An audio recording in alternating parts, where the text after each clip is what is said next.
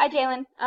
Okay, so I'm looking at your essay and I just want to give you some feedback. I would not recommend sending it out as is. I think it needs some work before you send it out in terms of making it as sophisticated as possible for you to send to your colleges, because the rest of your application is really strong, so I want to make sure that this essay matches the level of rigor that you've shown in your coursework, your GPA, your SAT scores, all of that.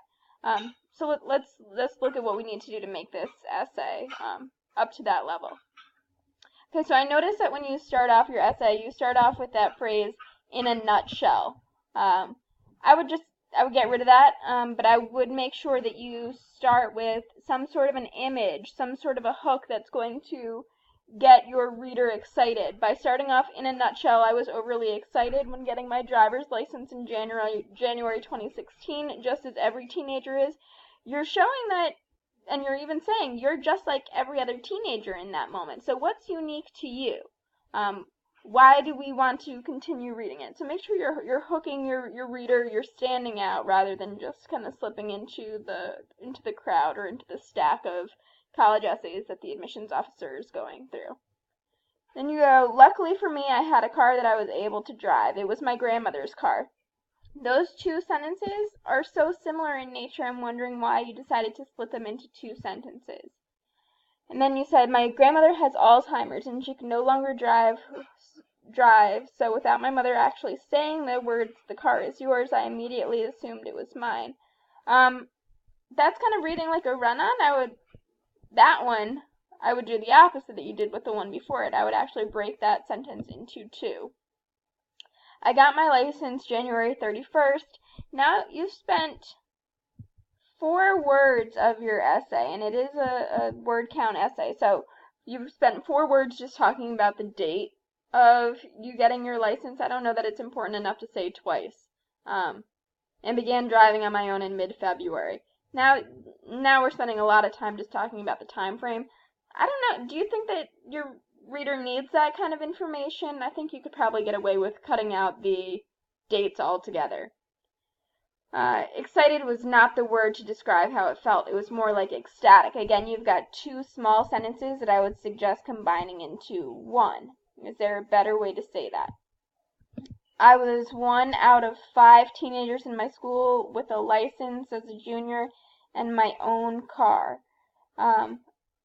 Okay, in a formal essay, you're not going to use a numeral. You are going to type out the word. Okay, so now you're showing how you stand out a little bit. "Since this was early in my driving days," you're still talking about the time frame of when you got this license. Get rid of it. "I was only allowed to drive to school and to work. I was working close to home at Noodles and Company, so I could drive to school and work." You've now said school and work twice in 2 sentences. Get rid of one of those instances.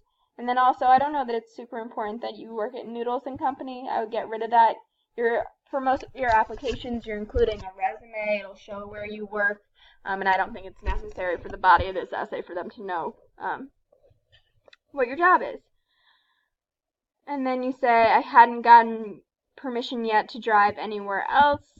I would combine this idea with the last idea, because you're essentially saying, like, since I just started driving, I was only allowed to drive to school and work, and that's, yeah, that would cover it. You don't need to say you hadn't got permission yet. You could say, because you've already said I was only allowed, that would kind of indicate that you hadn't got permission to go anywhere else. So I don't know that you need to say all that. And then you start your next body paragraph. I'm noticing that you're not indenting your paragraphs at all. You're just kind of hitting enter. Make sure that you're following MLA format for your essay. You address your reader using the second person you. I would not do that in a formal essay. And then you also say, the saying, something bad always happens when you're not where you're supposed to be. I would avoid cliches or kind of air quotes whenever possible. And then you say, "Well, of course I learned the saying after I was somewhere that I wasn't supposed to be. I don't know that you need all caps here. I think your reader's going to read that emphasis anyway. And I notice that you do it again down here with boom. So get rid of your all caps. And then you go back to the time frame. This is now the beginning of March. I've been driving less than a month. Again, you're spending a lot of time talking about the dates. I don't know that we need 2 sentences on it here. If you want to show that some time has elapsed since you got the license, you could say that. You say, I left my lunch home, your lunch at home, insert the word at, this particular morning, so I was out of lunch. Out to lunch? I think you mean out to lunch. I had some cash with me so I could get school lunch from the cafeteria. That would have been the responsible thing to do. Not me. Avoid sentence fragments. I decided to go off campus during my lunch break and get lunch. Ooh. Oh boy. Glad I didn't know that at the time. I thought I'll just leave and go get some lunch and come right back. The problem with that was my school does not allow for students to leave during the day without parent permission, which I did not have. I signed myself out and was on my way. Oh goodness. The restaurant I went to was on a very populated and congested road. I got there with no problem, got my food, and was out the door within 10 minutes. So I thought to myself, see, that wasn't so bad. I began driving back to school, then boom. Okay, so here we're finally getting to the imagery that I think your opening body paragraph craved. I got into an accident. I think that boom indicates an accident. I wonder if you could maybe combine this idea with the next one, or showcase a little bit more imagery, get your reader hooked a little bit more. I sideswiped a car that I did not see and caused major damage to both my car and the car of the other driver. The accident was my fault. I think if you sideswipe a car, it might indicate that it's your fault. I don't know that you need both. And then you say, not only was it my fault, the car received major damage and was totaled. You already said here that the car had major damage, so I'm not sure that you need it both here. So, you're talking about, yeah, well, here you're talking about how your car and the other car were both damaged. And then here you're saying the other car, or that your car received major damage and was totaled, and your car had major damage. I feel like you can just combine this all into one sentence, that both cars had major damage and one was totaled. And then, okay, so I think that your second body paragraph, though, is stronger than your opening paragraph because of the imagery that you use. Your reader's, starting to see, okay, how is this going to work out for Jalen? I sat there not knowing how to tell my mom what happened. Or as I sat there, I replayed everything that she said to me about being responsible, making good decisions, etc. Get rid of the etc.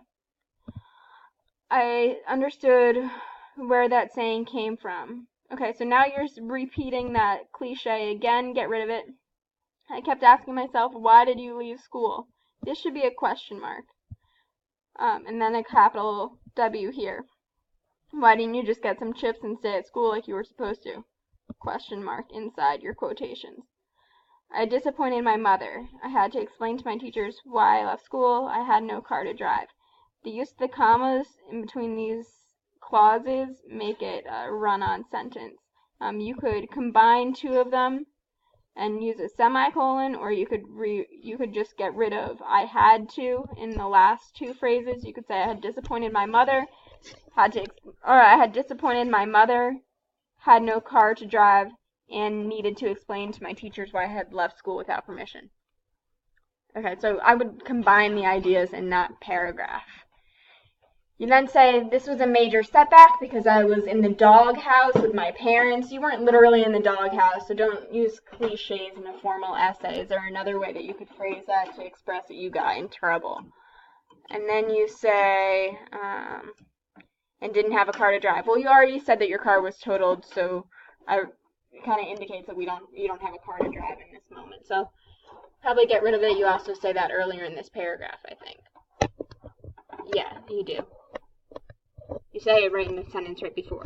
So get rid of it in that sentence. Then you say, I also had to pay my mother back for all the damages to the car. I'm wondering if you didn't have insurance, or if you just had to pay the deductible or what.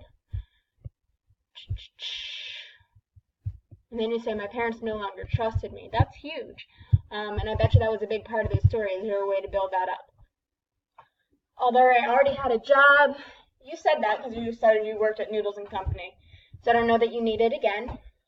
You said the amount of hours I was working and the money I owed my mom for the car damage to the car was just not going to work. Is there a more sophisticated way to say just not going to work? And then you say, so I racked up on hours. Racked up sounds a little colloquial or a little informal to me. And also starting your sentence with so makes it a sentence fragment. So combine those two sentences, this one and the one that precedes it. And you say, this contributed to many things. I think you mean T-O instead of T-O-O. I was extremely sleepy and moody pretty much all the time. I'm wondering what this change in Jalen looks like, aside from just sleepy and moody. Like, that looks different on different people. I was still responsible for keeping my grades up in my AP and honors courses. Do you need to say AP and honors courses? It seems like that's going to show up on your transcript, especially because they have that right with them as they're reading your essay about the courses that you were taking your junior year. I was very upset with myself that I placed myself in this situation. This setback taught me some things.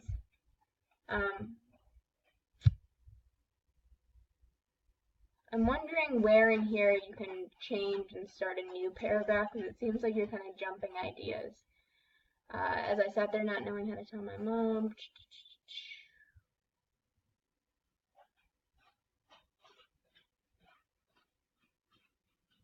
Maybe here? I'm not sure. But I think that this paragraph is a little bit longer than your last ones. And I'm noticing that your essay is really only 3 paragraphs. I would say it should be 4 minimally. So I would say break this paragraph down into 2. This maybe here, maybe after, maybe before the setback taught me things, because then you're going to in the rest of the essay outline what it taught you. That might be where you break your paragraph. First, it taught me responsibility. I realized that driving is a privilege and that having a car is a privilege. I also learned to make better decisions so I could gain my parents' trust. I wouldn't use the first and the second model, because even within your first, you're listing a few different reasons. Get rid of both of those transition words. While working 25 hours a week, okay, so stop typing the numerals and write it out. I also played volleyball and ran track. I was taking 2 GT classes, 2 AP classes.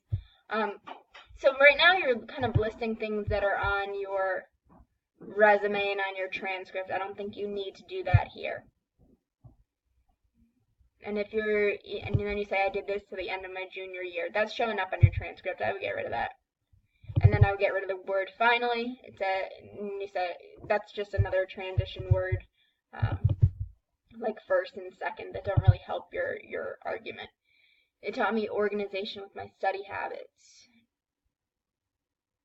Okay, so are you saying that it taught you like good study habits because you were in the...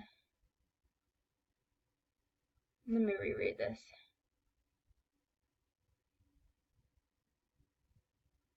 Oh, because you were doing extracurriculars and because you were working to pay for the car, that you had to learn time management skills. Okay. I'm now in my senior year, still working with 3 AP classes and playing volleyball. So again, here you're starting to just list things that are going to show up on your transcript. That doesn't really help. This is your time to showcase like a part of you that's not going to show up on the essay. And then ending, hopefully my mom will see that in me too and help me get a new car. I don't know. I wonder if there's